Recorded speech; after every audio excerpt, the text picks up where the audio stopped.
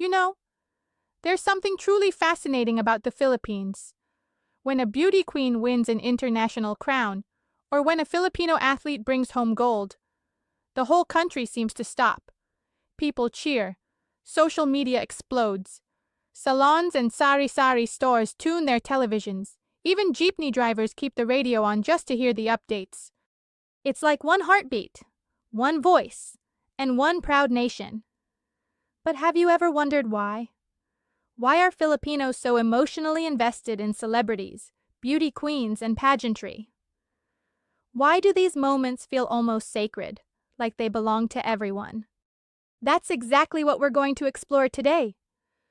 We'll uncover the history behind this cultural passion, what's really going on behind it, and why these moments are so powerful for the Filipino spirit. Let's begin.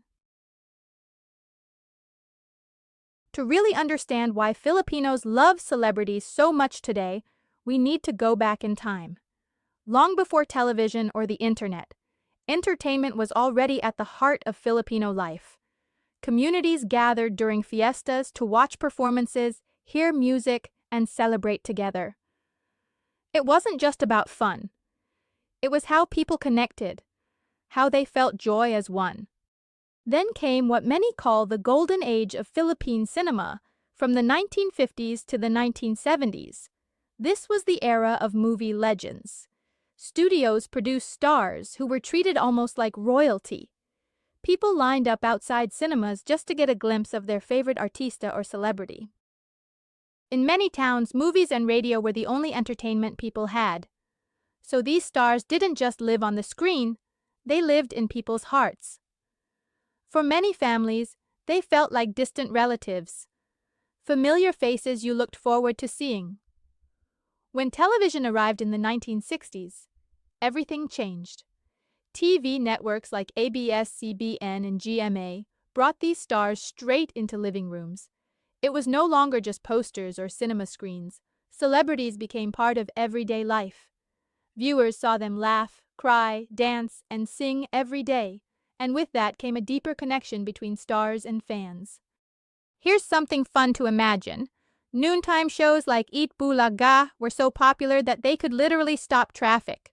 Offices, stores, even jeepney drivers would tune in. That's how powerful entertainment had become in shaping Filipino culture.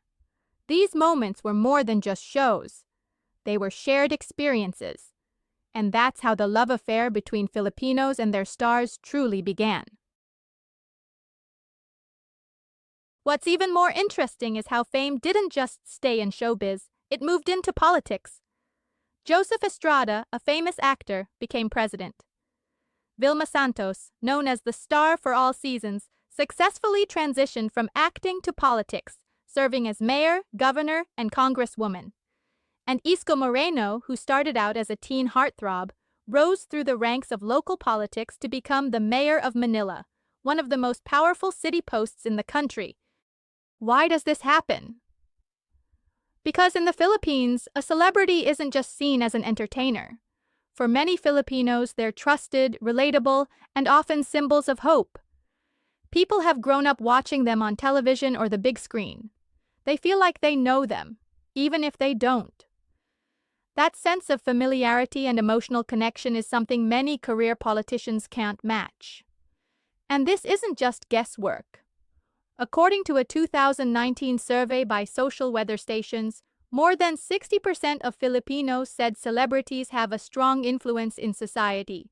That's not a small number. That's a cultural force.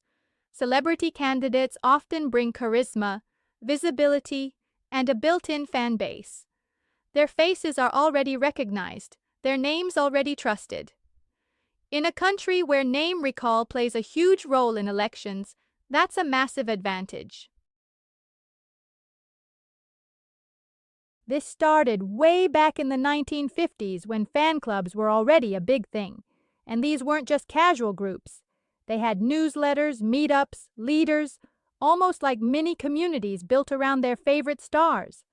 Later on, TV networks made these bonds even stronger by promoting love teams like Nora Honor and Tirso Cruz III, and eventually Catherine Bernardo and Daniel Padilla. Fans didn't just support them, they cheered for them like they were rooting for their own team. This kind of attachment has a name. It's called a parasocial relationship, a one-sided bond where people feel close to someone they don't actually know. In the Philippines, this bond grows stronger because people see their favorite stars every day, on TV, in interviews, and on social media. Over time, these celebrities feel almost like family. So when a star wins, the whole country celebrates. When a love team breaks up, it can feel like a real heartbreak. But this isn't just about feelings, it's also about belonging. Filipino culture values community, bayanihan, or the spirit of togetherness. Supporting a celebrity becomes a way to be part of something bigger. Fan groups have their own names, rules, and events. And for many, being a fan isn't just a hobby. It's part of who they are. When fans call themselves popsters or Kath Neal fans, it's like carrying a flag. If someone insults their idol, it feels personal. And when their idol shines, they shine too. That's why Filipino fandom is so powerful. It's emotional, it's communal, and it runs deep. Another big reason why Filipinos love celebrities so much is because their stories feel familiar. Many of the country's biggest stars didn't grow up rich. Nora Honor once sold water by the train station. Manny Pacquiao came from a poor family before becoming one of the greatest boxers in the world. When fans see these stories, they don't just see fame and success. They see their own struggles, their own dreams, their hopes for a better life.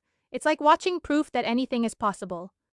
A Nielsen study even showed that Filipinos are twice as likely as people in other countries to say they personally relate to their local stars. That's how deep the connection goes. And this bond doesn't stop at the country's borders. With millions of Filipinos working and living abroad, celebrities become a symbol of home. OFWs tune in to teleseries, concerts, and pageants to feel closer to the Philippines. They follow their favorite stars online, comment, share, and celebrate, no matter where they are in the world. Fandom isn't just local, it's global. It's a bridge that connects Filipinos to home, wherever they may be. Nowhere is the Filipino passion louder, brighter, and prouder than in beauty pageants. In other countries, pageants are just another show on TV. But in the Philippines, it's like the Olympics of beauty. When a Filipina queen steps onto that international stage, the whole nation stops to watch. This love affair with pageantry goes way back. During the Spanish colonial period, fiestas crowned young women as reinas or queens who represented beauty and faith. When the Americans came, these local fiestas turned into modern beauty contests. By the mid-1900s, titles like Miss Manila and Binibining Pilipinas became major national events. But this isn't just about tradition, it's about pride. The Philippines has one of the strongest track records in international pageantry, like Miss Universe crowns, Miss World, and Miss International titles. When Pia Wurtzbach won Miss Universe in 2015, she came home to a hero's parade. When Catriona Gray brought home the crown in 2018, millions celebrated online. And when Emma Mary Tiglao made headlines recently, salons, shops, and homes tuned in across the country. Pageants don't just entertain, they unite. For many Filipinos, a crown isn't just about beauty, it's a door to a better life. Winning means opportunities like education, travel, endorsements, even public influence. That's why so many mothers proudly dream of raising a future beauty queen. In small towns, little girls walk the stage as early as 5 years old. And when pageant night comes, entire barangays rally behind them like a hometown team playing for the championship. Pageantry isn't just a show, it's a national sport with national pride on the line. But this story isn't just about celebrities and crowns. When a Filipino wins on the world stage, it's never just their victory, it's the nation's. Remember Hidilyn Diaz at the 2021 Olympics? That moment when she lifted the barbell and made history, the first ever Olympic gold for the Philippines. The entire country felt it. People cried, people cheered, and for a few beautiful minutes, millions of hearts were beating as one. There's a reason for that. Experts call it social identity. When someone from your group wins, it feels like you won. One person's triumph becomes everyone's triumph. And for the Philippines, this runs deep. The country has faced colonization, disasters, political struggles, and poverty. So every international victory carries a different weight. It's more than a medal or a crown. It's a message to the world. We matter. It's healing. It's pride. There's even a name for that feeling, burgeoning or basking in reflected glory. That's why people say we won, even if they weren't the one on the stage or in the ring. The joy is shared, and it grows when the whole country feels it together. Look at what happened whenever Manny Pacquiao fought. The streets emptied, crime rates dropped. It was as if time paused. Why? Because for those few rounds, the country stood as one, cheering, hoping, believing. These are the moments when victory doesn't belong to just one person, it belongs to all of us. All these emotions, the love for stars, the pride in victories, the passion for pageants, are supercharged by one powerful force: social media. The Philippines has always been a communication powerhouse. Long before Facebook and TikTok, the country was known as the texting capital of the world. So when social media came along, Filipinos didn't just adapt, we owned it. Today, millions spend hours online every single day. Internet promos often include free Facebook or YouTube, making it easy and affordable to stay connected. In many rural towns, a phone isn't just a gadget, it's the main window to the world. But here's what makes Filipinos different. We don't just scroll, we feel and we engage. When someone praises the Philippines, whether it's a foreign vlogger talking about the beaches or a beauty queen waving the flag on stage, Filipinos rally together. A single post can spread like wildfire. Why? Because it's powered by national pride. And it doesn't stop at home. Over 10 million Filipinos live abroad, but thanks to Facebook, Messenger, TikTok, and YouTube, they're just a click away. A story that starts in Manila can reach Dubai, Toronto, or Milan overnight. What happens in the Philippines can quickly become a global moment. That's why vloggers who talk about the Philippines often see their audiences explode. One video that might get a few hundred views somewhere else can suddenly get hundreds of thousands here. Because Filipinos know how to make something viral. And it's not just casual engagement, it's emotional. When someone praises the Philippines, maybe it's a foreign vlogger trying halo halo for the first time, or someone saying how warm and kind Filipinos are, people rally around it. The comments fill with messages like, "Proud to be Pinoy," or "Welcome to the Philippines." That energy spreads fast. And remember, over 10 million Filipinos live abroad. They're not just watching, they're amplifying. A single video from Manila can reach Dubai, New York, or London in just a few hours. A local story can turn global overnight. This is why creators love making content about the Philippines. It's not just about views, it's about connection. Filipinos make people feel seen, supported, and celebrated. Social media thrives on engagement. And Filipinos? They turn engagement into power. They don't just consume content. They celebrate it. They lift it up. They make it part of something bigger.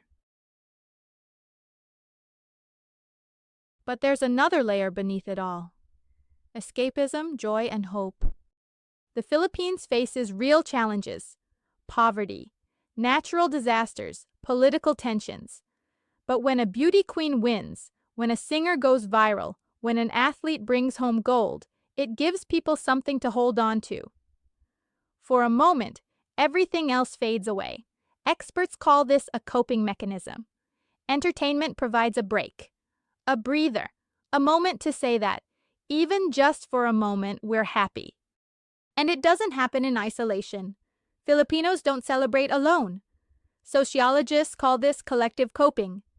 It's the way communities face hardship not by turning inward, but by coming together. Through fiestas, through concerts, through national celebrations, and it's not just a distraction. It's something bigger than that. It's hope. Every win, every inspiring story, every moment of pride on a global stage reminds people that greatness is possible, that someone who looks like them, someone who came from the same place, can rise, shine, and be celebrated. When Filipinos celebrate together, emotions synchronize: laughter, tears, applause. They create what the sociologist Emil Durkheim called collective effervescence, that electric feeling of unity, of belonging, of being part of something bigger. So why are Filipinos so passionate about celebrities, beauty queens, and victories? Because for them, these moments aren't just entertainment. They're stories of identity, of community, of history, of hope. In a world full of challenges, they remind the Filipino people who they are: joyful, proud, united, and strong. That's the power of fandom. That's the power of pageantry. And that's the power of the Filipino spirit. If you've ever wondered why a crown, a song, or a single moment can make an entire country smile, now you know. It's not just about the win, it's about the heart behind it. Thank you for watching. If you found this video meaningful, please like, share, and subscribe. And don't miss my next video.